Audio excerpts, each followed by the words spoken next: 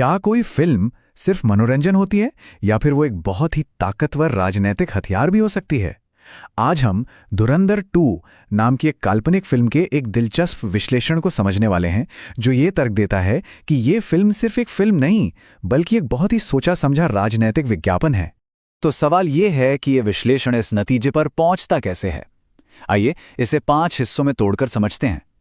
सबसे पहले देखेंगे कि ये फिल्म है या विज्ञापन। फिर बात करेंगे इसमें इस्तेमाल हुई प्रोपेगेंडा की तकनीकों पर।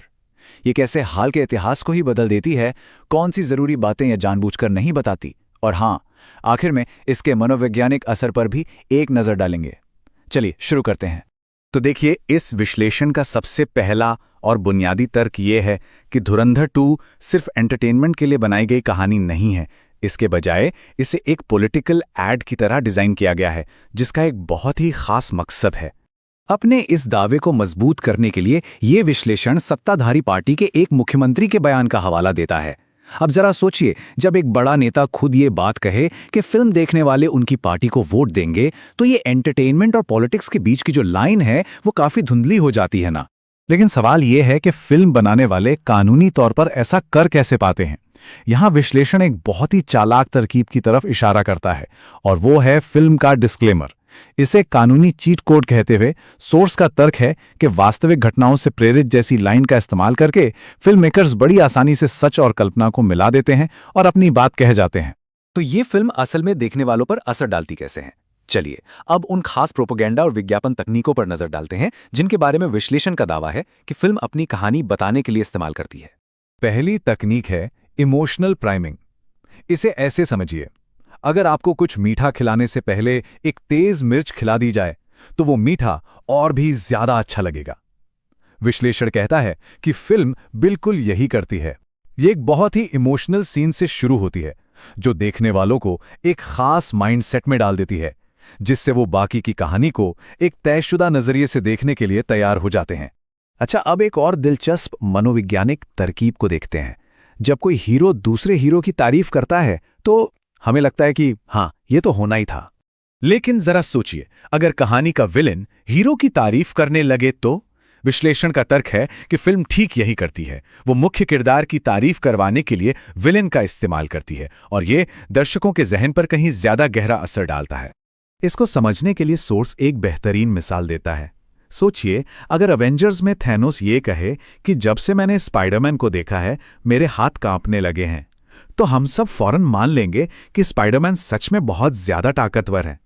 ठीक इसी तरह जब फिल्म के विलेन प्रधानमंत्री की ताकत को स्वीकार करते हैं तो ये दर्शकों के दिमाग में उनकी एक बहुत ही शक्तिशाली छवि बना देता है।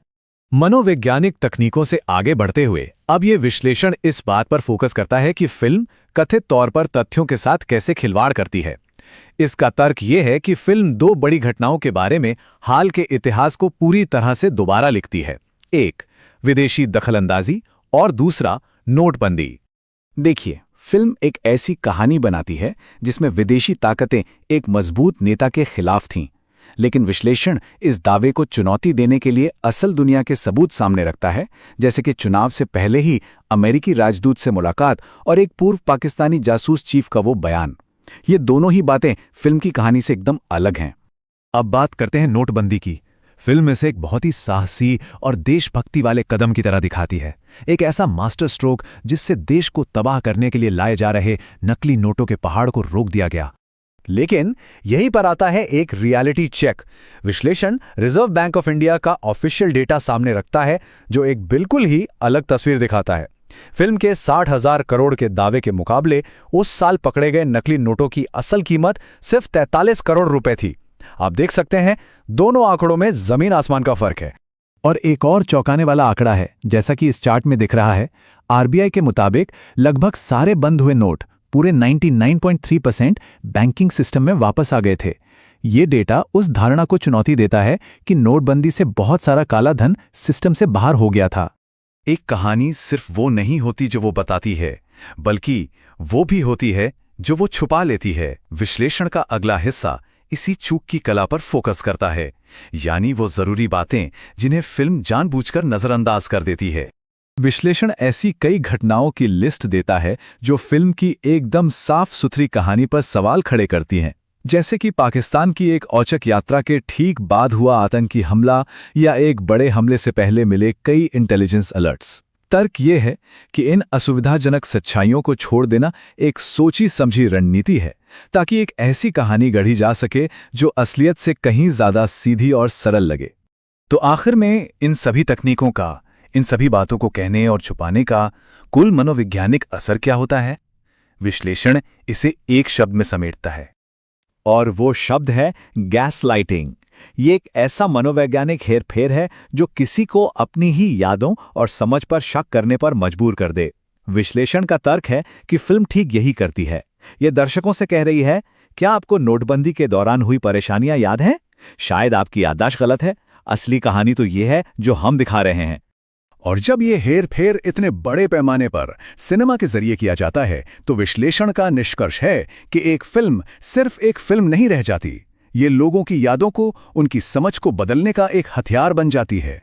तो ये पूरा विश्लेषण हमें इस आखिरी लेकिन शायद सबसे जरूरी सवाल पर लाके छोड़ता है। जब कोई ताकतवर मीडिया हमारी अपनी जी हुई यादों के खिलाफ एक नई कहानी पेश करता है, तो हम किस पर यकीन करते हैं और ये हमारी सामूहिक सच्चाई को कैसे बदलता है? इस पर जरूर सोचिएगा।